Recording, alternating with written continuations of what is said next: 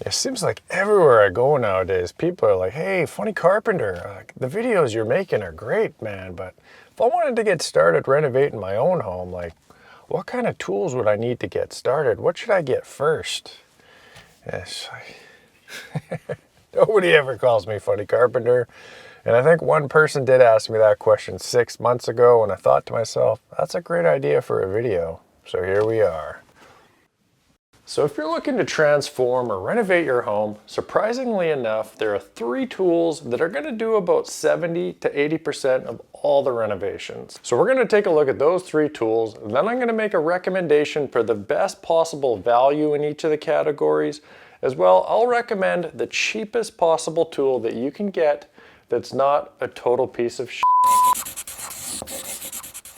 So the first tool that you should invest in is a drill impact driver combo kit. Now, anytime you're building something new, taking things apart, fastening is a huge part of it. These are going to be perfect for building decks, fences, any kind of framing that you might want to do, taking doors off, installing new doors, mixing paint, building shelves in the garage, hanging pictures or whiteboards, screwing things together, taking things apart. So the best value that you can get for the impact drill combo kit, in my opinion, is the Makita LXT from the Home Depot for $229. Now it's hard to go wrong with Milwaukee, Dewalt, or Makita, but the reason I prefer the Makita kit over the Dewalt and the Milwaukee is that kit, for the price point, it comes with 2 3-amp batteries. The Milwaukee and the Dewalt kits in that price range, I think they come with 1.5 amp and 2 amp batteries.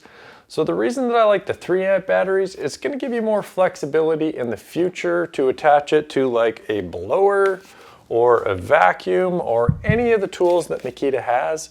Now both Milwaukee and DeWalt do also offer extensive ranges in their battery platforms. I happen to prefer Makita because of the ergonomics, and I've just used them my whole life. So if you're looking for the absolute cheapest tool that you can get for this category here, I'm going to recommend the Hyper Tough from Walmart. You can pick up the Impact Drill Combo Kit for $60. Now it only comes with 1 battery, which is going to be very unhelpful. So you're going to want to grab another battery for $20. So for $80, you pretty much have the same tool coverage here. Now I've used the Hyper Tough impact driver. I bought it for a previous video. If you want to check that out, I'll put it in the description. But to be honest, the Hyper Tough, I was actually pretty surprised with how nicely it worked. So if you're just going to be doing the odd thing here or there, or you don't really care about tools that much, the Hyper Tough stuff is going to get the job done. If half of building something is fastening it, the other half is cutting the pieces to begin with. So the second tool that you're going to need to invest in is a miter saw. Not this particular miter saw. This is way overkill and too expensive for the average homeowner, but nonetheless, you need a miter saw. Pretty much anything you need to cut, the miter saw is going to be your go-to saw. It's very accurate, repeatable, and it's a lot safer than trying to cut a bunch of things with a circular saw.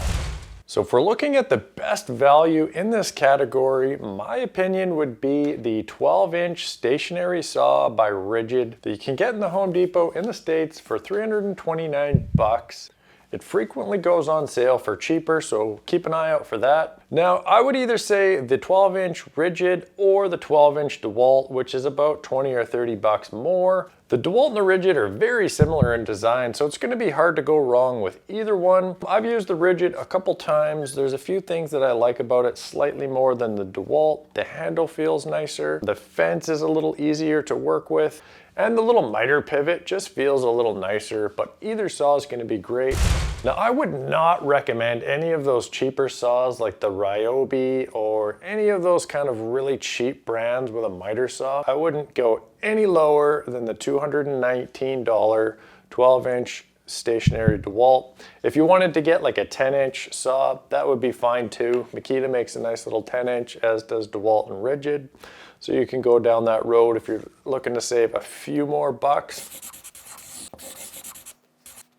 So you're chopping stuff up, you're screwing it together, but what's going to come in real handy, and the third tool that you should definitely grab, is a nail gun compressor combo. So the 18 gauge nailer is the most versatile of all the nailers. 23 gauge is more for just fine finish work. This will be great for any kind of trim work that you're gonna do, baseboards, crown molding, door casings, window liners, etc. It also is super handy if you're building something in the garage and you wanna just tack it together and then get some screws in there. The 18 gauge is perfect. So in my opinion, the best value that you can get for these two tools is in fact the ones that I have. Now this is the Dewalt 18 gauge nail gun. Yeah, I've been using this gun for about 5 years now. I haven't had any problems with it. It never double shoots or jams.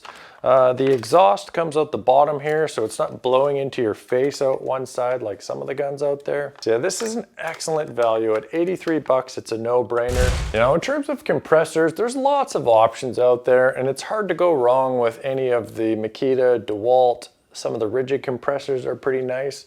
You're not really gonna go wrong. I prefer this Makita hot dog compressor. It's about 220 bucks American to grab one of these things, but this thing will last forever. I've had this compressor for 20 years. I mean, it just works. The thing that I prefer about this type of a compressor over some of those cheaper pancake compressors, this thing is way quieter. And to be honest, this is not the most portable compressor. It's super heavy, but for a home situation, it's perfect. I leave it set up in my garage and I just plug into it whenever I'm doing any work out here. And then the other nice thing that this has over some of the smaller, lighter weight compressors is you can hook up pretty much anything to this compressor. It'll run framing gun, flooring gun, 15 gauge nailer. It'll pretty much run anything you can hook up to it. And then in terms of the best value that you can get for this package, you're gonna get the best value in those pancake nail gun combo kits. Dewalt has one with the different style gun and the pancake compressor for 199 bucks American. It also comes with a hose, so that's pretty nice. And yeah, it's hard to go wrong with that. You're gonna be about 110 bucks cheaper than this combination here, and then you still have to buy a hose for 20, 30 bucks. Would I do it? I definitely wouldn't. I hate those pancake compressors. They are so noisy, very annoying.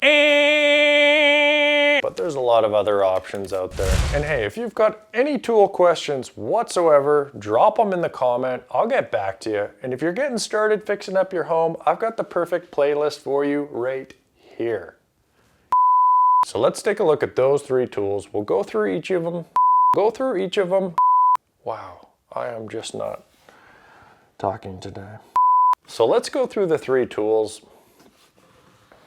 Oh my God. I need to turn this off and regroup for a second.